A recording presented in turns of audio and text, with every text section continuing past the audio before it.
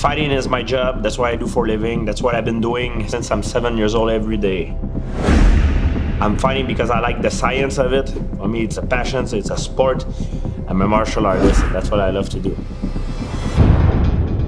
GSP is Georges St-Pierre, the current welterweight champion of the UFC. He's a phenomenal mixed martial artist. He's such an expert in his field. And the chance to work with a guy like George is a tremendous opportunity.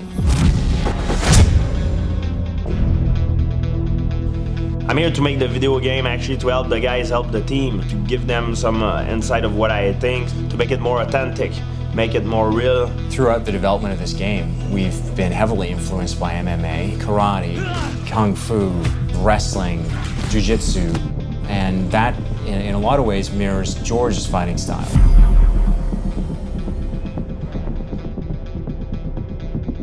We took George through the story of the game, the characters, the world itself, and then got into the fighting. The fighting scene are so realistic. It's like the real thing, you know. I like the way the transition between the striking and the takedown is done. It's very fluid. Anything that glows red when you've got a character grappled is a piece of the environment that you can use. So you can use a chair, you can take your opponent and throw him in a in a fish tank or in a grinder. Oh my God!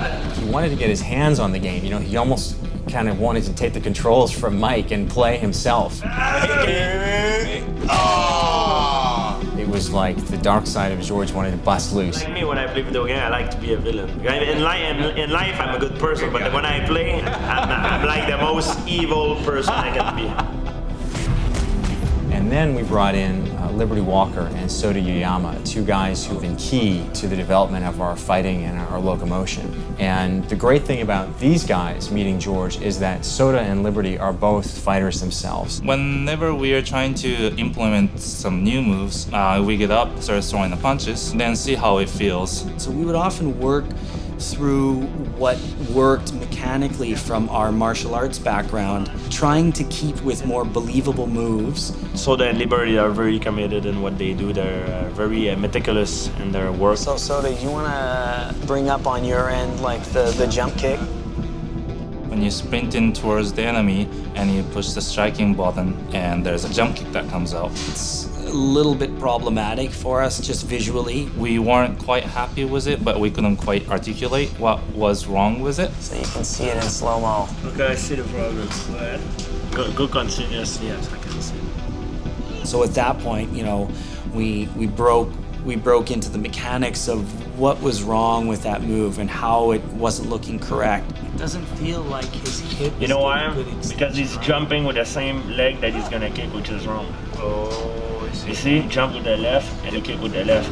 Yes. If I would do that move, okay, I would jump with my right and kick with the left. George was in his element when he was talking to those guys. That's really when he got fully engaged. What I like to do is when the guy kick here, up, getting into him, boom, with and I see one he's doing like this, crack, and then break the leg. He's done, you know?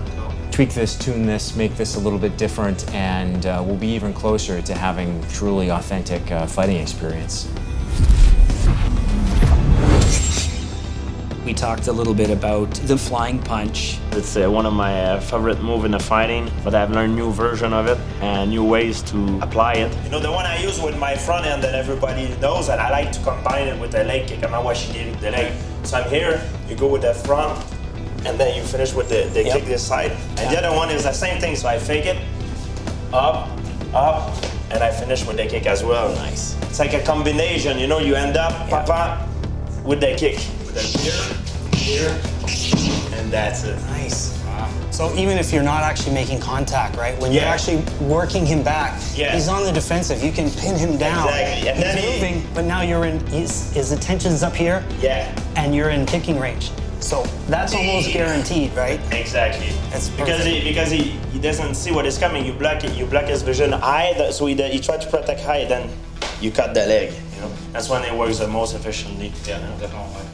He helped us refine the flying punch in the animation, and then we implemented in our game. Oh my God, you guys did a great job, like seriously. Maybe he can pick up the control and try out the GSP. Try it out, yeah. If you want to fight multiple guys, I can give you 3 or 4 guys. Yeah, send me another one. Yeah, there you go. Well, you know what? Can you guys give me a little bit more? I think he's dead. Can I have another guy? I just killed this one. Okay, well, do you want maybe 2 more guys? And gave him 2 more guys. And he goes, no, like, I want more. How many can you put on this? And you do like their matrix, like. So we created a whole bunch of guys, and he's like fighting a massive army of guys just at him, and he's just working his way through them.